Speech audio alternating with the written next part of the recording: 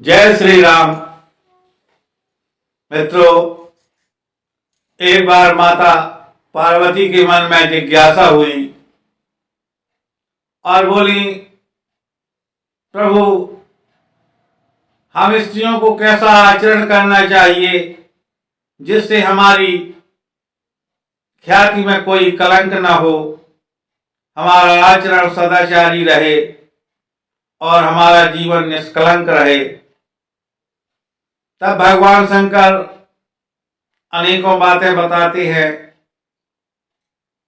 उन्हें स्त्रियोचित सलाह देते हैं कि ये कार्य नहीं करना चाहिए और कहते हैं कि अगर पुत्री की विवाह के योग्य आयु हो जाए और वो पुत्री पिता के घर में है तो उस पुत्री के द्वारा किए गए अपराध का पाप जो है पिता को भी भोगना पड़ता है।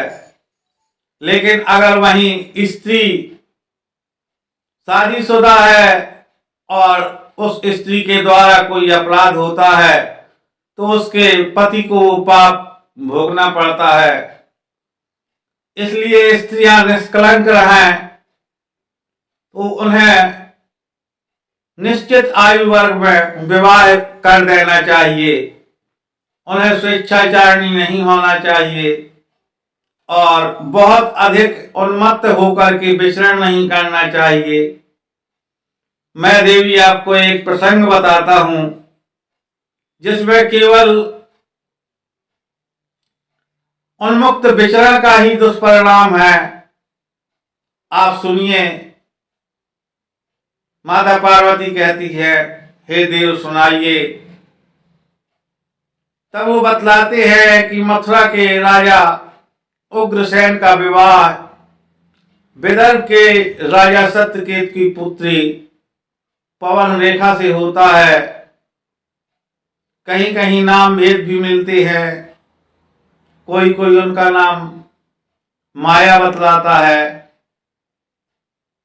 तो पवन रेखा से विवाह के उपरांत महाराज उग्रसेन बहुत अधिक प्रसन्न हो जाते हैं, क्योंकि राजकुमारी पवन रेखा मेनका और वसी रंभा को भी लज्जित कर दे ऐसी सुंदर स्त्री थी। बहुत समय तक वो उग्रसेन के साथ रहती हैं और अपने पति धर्म का पालन करती हैं। महाराज उग्रसेन उनसे बहुत अधिक प्रसन्न रहते हैं। तभी राजा सत्यकेत को स्मरण होता है कि हमारी पुत्री से हम बहुत दिनों से नहीं मिले हैं। तो उन्होंने उस समय की व्यवस्था के अनुसार अपने कुछ दूत राजा उग्रसेन के दरबार में भेजे। तरह तरह की भेंट आदि लेकर के वह दूत दरबार में उपस्थित हुए। उन्होंने महाराज उग्रसेन को सादर प्रणाम किया और बोले, महाराज, हम राजा सत्यकेत के यहाँ से आए हुए हैं और उनकी एक कन्या है पवन रेखा जो आपके यहाँ विवाही गई हैं। तो अगर आपका आदेश हो जाए तो हम उनको कुछ दिन के लिए विदर्भ ले जाना चाहते हैं। क्योंकि महाराज उग्रसेन अत्यधिक प्रसन्न थे, उन्होंने कहा, क्यों नहीं, अवश्य ले जाइए आप। और इस प्रकार से राजकुमारी अपने माता पिता के यहाँ पहुंच जाती हैं। जैसा कि आमतौर पर होता है, लड़कियां जब अपने पिता के घर में होती हैं तो वो अपने जीवन के बंधनों को भूल जाती हैं। उनको कोई बंदिश फिर रोकती नहीं है, वह स्वच्छंद विचरण करती हैं। कभी वो बाजार आदि जाती हैं, कभी अपने खेत खलिहान घूमती हैं, कभी वो जाती हैं तो किसी मंदिर में भ्रमण करती हैं, तो कभी किसी पर्वत में। इसी प्रकार से देवी पवन रेखा के मन में आता है कि एक पर्वत पर वो विचरण करने के लिए जाती हैं अपनी सहेलियों के साथ, और वो पर्वत एक द्रोमिल नाम के गंधर्व का होता है, उसका वहां वास था। और जब वह देवी पवन रेखा पहुंचती हैं, उसी समय उस गंधर्व का आगमन होता है और वह उनके रूप सौंदर्य को देखकर अत्यधिक प्रभावित होता है और थोड़ी देर के ध्यान के पश्चात वह जान लेता है कि ये राजा उग्रसेन की पत्नी है। तो वो राजा उग्रसेन के जैसा ही रूप बना करके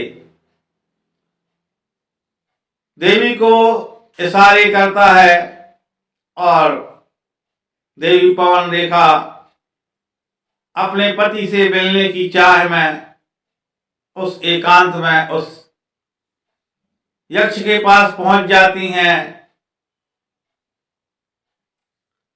तब वो उनके साथ में रमण करती हैं, लेकिन उस समागम में उसे एहसास होता है कि ये महाराज उग्रसेन नहीं हैं। उसके शरीर के भारीपन से वो जान लेती हैं कि ये कोई और है। तब वो कहती हैं, कस्य तुम, कौन हो तुम? तब वो बतलाता है अपना परिचय। तो कहती है कि मैं तुम्हें श्राप दे दूंगी और तुमने मेरे साथ छल किया है। तब वो कहता है, पतिव्रता स्त्री के ये लक्षण नहीं है। पतिव्रता कभी ऐसे गिरी कंदराओं में अकेले विचरण के लिए नहीं भ्रमण करती हैं, और तुम्हारे मन में भी कुछ न कुछ वासनाएं थीं। इसलिए अगर तुम आज मुझे श्राप देती हो तो तुम्हारा श्राप फलीभूत नहीं होगा। और देवी पवन रेखा हतप्रभ सी रह जाती हैं और वहां पर वापस अपने पिता के घर में आ जाती हैं। कुछ समय के उपरांत वो पहुंचती हैं महाराज उग्रसेन के यहाँ वापस। बहुत काल के पश्चात उनके एक पुत्र की प्राप्ति होती है। पुत्र बड़ा ही तेजस्वी और ओजस्वी था, जो कि बड़ा होकर के महाराज उग्रसेन को और अपनी माता को जेल में डाल देता है। अपने बंधु बांधवों को भी जेल में डालता है, जो कहने भर के लिए उसके बंधु बांधव थे। यानी कि एक छोटी सी भूल उनका इस तरह से विचरण करना, एकांत का लाभ उठा करके एक दैत्य के द्वारा ये दुराचार और इतना बड़ा विनाश होता है। इसलिए स्त्रियों को सदैव एक सहारे की आवश्यकता बताई गई है। वो बाल्यावस्था में अपने पिता के संरक्षण में रहती हैं, युवावस्था में अपने पति के और वृद्धावस्था में अपने पुत्र के। और जो इन नियमों का पालन नहीं करती, वो निश्चित रूप से ही देवी पवन रेखा के समान ही कष्ट को पाती हैं। और जो संतान अपने पिता को, माता को कष्ट देते हैं, तो निश्चित जान लें कि वो संतानें कहीं न कहीं से पथभ्रष्ट हैं। उनमें कुछ न कुछ कमी जरूर है, क्योंकि जो व्यक्ति का रक्तीय संबंध है उसका एक बहुत बड़ा असर होता है। कुछ न कुछ उसको मोह हमेशा ही रहता है। रावण कितना बड़ा दुराचारी था, लेकिन उन्होंने कभी वृषश्रवा को कोई कष्ट नहीं दिया। महात्मा पुलस्त से उसके संबंध खराब नहीं थे।